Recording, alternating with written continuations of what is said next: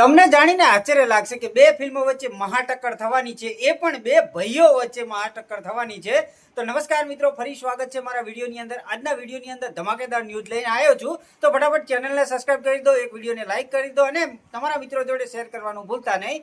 તો શરૂ કરીએ પહેલી ફિલ્મથી. પહેલી ફિલ્મ આવી રહી છે બોબી દેઓલની, જે ખાસ કરીને 22 મેના દિવસે રિલીઝ કરવામાં આવી રહી છે. એ ફિલ્મનું નામ છે બંદર, જેનું ડિરેક્શન છે ને અનુરાગ કશ્યપે કરેલું છે અને 2025માં ટોરેન્ટો ફિલ્મ ફેસ્ટિવલની અંદર એ રિલીઝ કરવામાં આવી હતી. ત્યારે એને ધમાકો કર્યો હતો અને લોકોનો બહુ સારો પ્રતિસાદ રહ્યો હતો. એ મોસ્ટ અવેટેડ ફિલ્મ હવે છે ને 2026માં એટલે કે 22 મેના દિવસે રિલીઝ કરવામાં આવી રહી છે.